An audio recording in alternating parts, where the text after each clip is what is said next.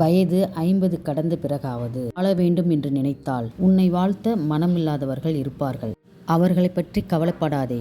நீ எதை செய்தாலும் அதில் ஒரு குறையை கண்டுபிடிக்கும் மனிதர்கள் இருந்து கொண்டுதான் இருப்பார்கள். அதையும் பெரிது பண்ணாதே. உன் லட்சியம் எதுவோ அதை நோக்கி பயணம் போ. ஒன்றை மட்டும் தெரிந்து கொள். ஒவ்வொரு மனிதனும் தனித்தனி ஜென்மங்கள், தனித்தனி பிறவிகள், தனித்தனி ஆன்மாக்கள். அவர்களுக்கென்று தனித்தனி ஆசாபாசங்கள் இருக்கும், குணங்களும் இருக்கும். அதன் வழியில்தான் அவங்கள் பயணமும் இருக்கும். அவர்களை ஒழுங்குபடுத்துகிறேன் என்று வேதனைகளை சுமந்து கொள்ளாதே. அவர்கள் போகும் வரை போகட்டும். போய் ஒரு அனுபவத்தை பெற்ற பின் திரும்பி வருவார்கள்.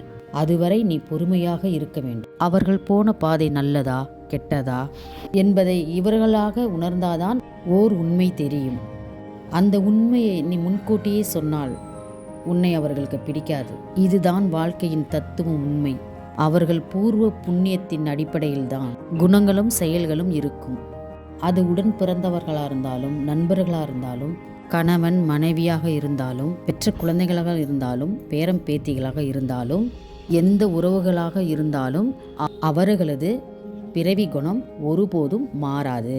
எது செய்ய வந்தார்களோ அது செய்வதுதானே அவர்களின் விதி.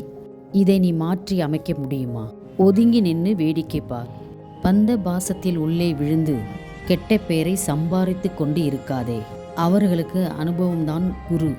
செயற்கையாக ஒரு குணத்தை உருவாக்கி உன்னிடம் அன்பை காட்டினாலும் தான் யார், தன் குணம் என்ன என்பதை ஒரு நாள் வெளிப்படுத்தி விடுவார்கள். எதையும் ஏற்றுக்கொள்ளும் பக்குவத்தோடு பழகிக்கொள். நாம் வந்து போகும் உலகத்தில் பிறந்திருக்கிறோம். அவரவர்களுக்கு என்ன வேஷம் கொடுக்கப்பட்டிருக்கிறதோ அதை தான் செய்து கொண்டிருக்கிறோம். எல்லை இல்லாத அன்பை வைத்திருந்தேன், என்னை ஏமாற்றி விட்டார்களே என்று புலம்பிக் கொண்டிருக்காதே.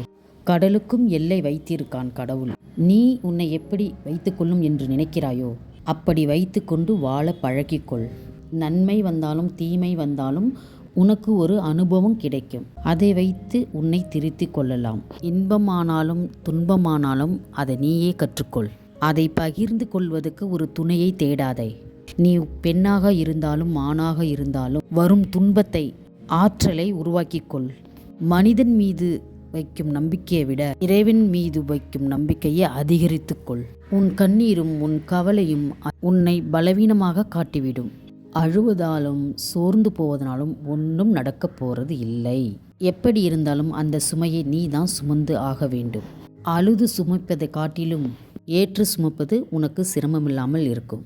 தைரியமும் தன்னம்பிக்கையும் தான் ஒரு மனிதனை உலகத்தில் வாழ வைக்கும் என்று உண்மையை உணர்ந்து கொள். இந்த பக்குவத்தை நீ அடைந்துவிட்டால் எந்த துன்பமும் உன்னை நெருங்காது.